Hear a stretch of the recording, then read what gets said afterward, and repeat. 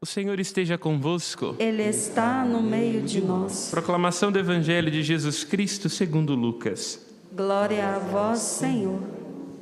Quando Jesus se aproximava de Jericó, um cego estava à beira do caminho, pedindo esmolas.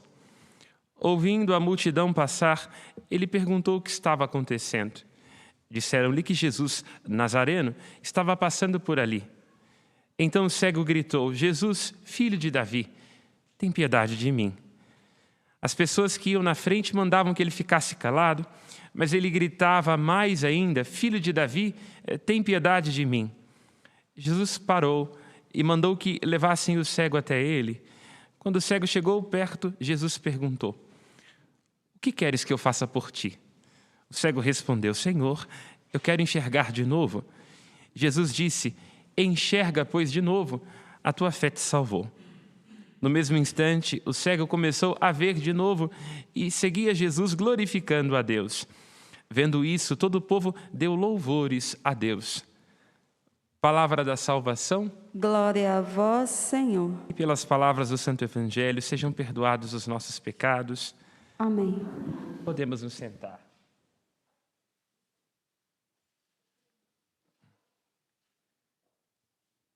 Meus irmãos e irmãs, mais uma vez, uma saudação cordial e especial, agradecendo a presença de todos aqui.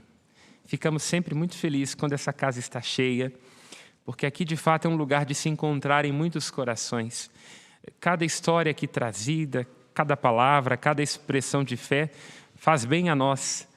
Nós somos curados por aquilo que vocês trazem e também podemos, não por nós mesmos, mas por aquilo que experimentamos no colo de Nossa Senhora, oferecer cura, atenção. É por isso que nós dizemos, esta é uma casa de clemência e de bondade. Aqui os corações se encontram, as histórias se entrelaçam, a alma se enche da beleza da ecologia, da beleza da expressão de fé, e experimentamos a bondade do coração de nosso Deus, particularmente naquilo que manifesta este coração através do colo de Nossa Senhora. Saudamos também os que rezam conosco de casa, os que rezam conosco pela internet, pela TV Horizonte, pela Rádio América. Uma saudação cordial e especial, implorando graças da parte do Senhor deste santuário, especialmente a todos aqueles que ajudam a manter esta casa através da família dos devotos. Deus lhes pague, repetiremos sempre a generosidade de cada um de vocês e que aumentemos esta família para que essa casa se torne cada vez mais bonita, bela e se confirme no seu testemunho de serviço. Pois bem, estamos nesses dias que vão se aproximando do fim do ano, refletindo sobre temas importantes para a nossa vida. Hoje, um tema que atravessa a primeira leitura que nós escutamos é o tema da fidelidade. Esta é uma palavra importantíssima na história de Israel. Israel é sempre chamado a ser fiel à aliança do Senhor. E é um chamado também para a gente, para cada um de nós. Fidelidade é uma palavra extremamente importante na vida de todos nós. Porque fidelidade significa estar convencido com o compromisso. A fidelidade é aquela força que habita dentro de nós e que não nos deixa virar do avesso. Porque nós estamos virados do avesso e nos negamos a nós mesmos quando somos infiéis àquilo que nós prometemos. Todos nós, em alguma circunstância da vida, ou fizemos, ou experimentamos a dor, que significa alguém nos ter dito algo com os lábios, ou alguém ter se comprometido a fazer algo por nós e para nós, e ter voltado atrás, ter recuado na sua promessa. A infidelidade corta o nosso próprio coração, porque quando nós somos infiéis, a gente faz a experiência terrível de estar com o coração dividido, de ter que viver duas vidas, de ter que ter um sim, mas que vai se tornando não, de ter e ver a nossa palavra perdendo a credibilidade. A infidelidade causa um rasgo no coração dos outros, porque não existe sensação mais terrível do que aquela de ser traído ou de ser vitimado por uma deslealdade, e também fere o coração do nosso Deus. Porque o nosso Deus é um Deus que é amor, é um Deus que é compassivo, é um Deus de compaixão e um Deus que é fiel. A fidelidade é o seu nome. E se Ele nos criou para Ele, nós devemos ser sempre compassivos, misericordiosos e fiéis. Toda fidelidade custa, é óbvio. Há momentos em que, nas nossas promessas, a gente se pergunta se tem que continuar seguindo. Há momentos em que alguma promessa custa a nossa alma, mas mesmo quando o outro, a quem nós devemos dirigir a fidelidade, não está sendo capaz de honrar os nossos compromissos, os seus compromissos, nós devemos nos arriscar sempre a sermos fiéis, a sermos leais, porque ser fiel faz bem antes de tudo a nós. Pensemos, a fidelidade se manifesta, por exemplo, no nosso compromisso, fazendo aquilo que é dever nosso. Às vezes a gente está desmotivado no trabalho, não é? São tantas dificuldades, tem um chefe que não são assim tão agradáveis, e a gente quase que arrisca dizer assim, vou fazer de qualquer jeito. Já estou cansado, já insisti, não estou dando conta. É neste lugar que nós devemos ser fiéis, porque a fidelidade diz respeito a nós, cura a nós. A fidelidade é algo que nos dará a capacidade de deitar a cabeça no travesseiro e poder dizer, fiz tudo aquilo que estava ao meu alcance. Não me deixei perder, mesmo diante das circunstâncias contrárias. Não há um divórcio entre a minha palavra e entre o meu coração. Estou inteiro. Fidelidade tem a ver com isso. Quando nós nos arriscamos a ser fiéis, mesmo que isto pese, nós estamos inteiros. Não nos deixamos dividir, não nos viramos do avesso, não nos deixamos perder, ainda que as circunstâncias externas sejam difíceis, ainda que o outro não esteja dando conta dos seus votos, ainda que a outra esteja nos desafiando, e isto quase nos leve a cair, quando nós escolhemos ser fiéis, o nosso coração encontra paz. E é sobre uma das fidelidades, a fidelidade a Deus, que fala a primeira leitura dos Macabeus. O contexto histórico de que fala a primeira leitura é o contexto em que Israel encontra-se submetido à dinastia de Antíoco e do seu filho, Antíoco Epifanes. E é interessante, o nome é esquisito, eu sei, mas nos ajuda a entender o que significava para Israel, e é disso que fala a primeira leitura, ser fiel a Deus, aos mandamentos de Deus e resistir a este homem. Epífanes quer dizer o Deus manifesto. Imaginem, é um dos homens da história que quer estar no lugar de Deus. Todos nós conhecemos alguém assim, não é? Que continua seguindo aquela maldição lá das primeiras páginas do livro do Gênesis. Alguém que se incha do seu saber, da sua autoridade, da sua riqueza, do seu cartão de crédito e quer ocupar o lugar de Deus. O povo de Israel, então, sobre este Antíoco Epífanes, chamado a prestar-lhe culto, a obedecer às suas orientações, a submeter-se ao seu desejo, o Israel fiel escolhe ir numa outra direção, porque compreendiu que o Senhor era Deus e queriam ser fiéis à aliança de Deus. E é interessante que no livro dos Macabeus se diz que Antíoco Epífanes é como uma raiz iníqua. É uma raiz. Todos nós já tivemos aquela impressão, por exemplo, de um brotinho que vai crescendo assim do lado do alicerce do muro. Quando a gente assusta, vai crescendo, crescendo e se torna uma árvore que joga um muro no chão. É isso que faz o orgulho dentro dos nossos corações. Quando nós somos infiéis e queremos ocupar o lugar de Deus, começa com pequenas atitudes. E quando a gente assusta, derruba a nossa casa no chão, o nosso casamento no chão, o nosso emprego no chão. Quando nós queremos ocupar o lugar de Deus, quando a gente quer que tudo converta à nossa vontade, ao nosso desejo, nós terminamos nos destruindo e destruindo os outros. Pois bem, Israel nega-se a prestar culto aos deuses pagãos, nega-se a ser fiel a este Antíoco Epífanes, ou seja, o que quer ocupar o lugar de Deus por conta da fidelidade. A fidelidade à aliança. A fidelidade à aliança. A aliança significa para Israel o momento em que Deus o encontra. O grande momento da aliança para Israel é o momento em que Deus liberta o povo do Egito. Ali naquele momento, submetido ao faraó, perdido, escravizado, diz a Escritura que Israel recebe a visita de Deus. Esta é a beleza da nossa fé, meus irmãos e irmãs. O nosso Deus não é só um Deus que nos pede coisas. Não é um Deus cujos mandamentos caem do alto e pesam sobre os nossos ombros. É um Deus que conhece a nossa fraqueza e que vem ao nosso encontro. É um Deus que visita a mim e a você, que nos resgata e que nos ama.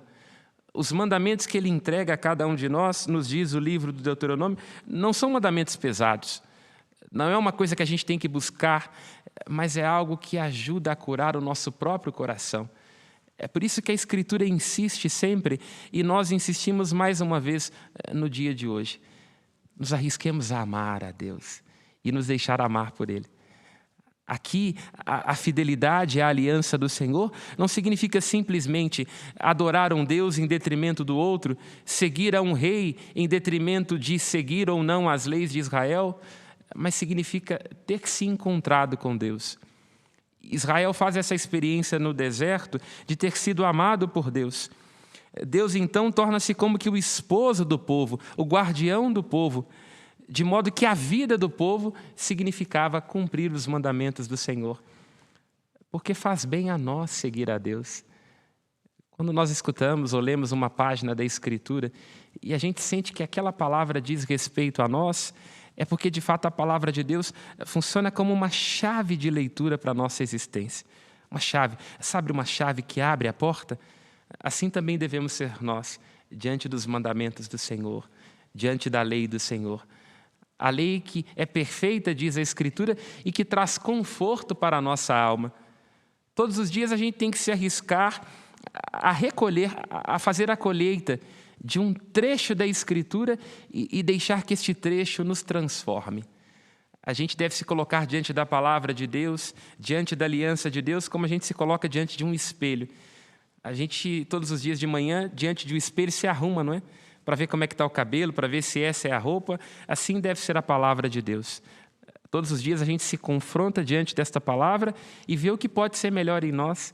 Vê como é que a gente se pode parecer um pouco mais com Deus. Vê, como diz o apóstolo Paulo, como que a gente pode ter os sentimentos de Deus dentro de nós. Isso é fidelidade. É uma fidelidade que há de se construir no encontro com Deus, de fazer a vontade de Deus. Porque senão nos ajuda a entender a leitura que nós escutamos. Se nós não nos arriscamos à fidelidade de Deus, se nós expulsamos Deus do nosso coração, se nós renunciamos a Ele, diz aqui o versículo 15 da leitura que nós escutamos, nós nos vendemos.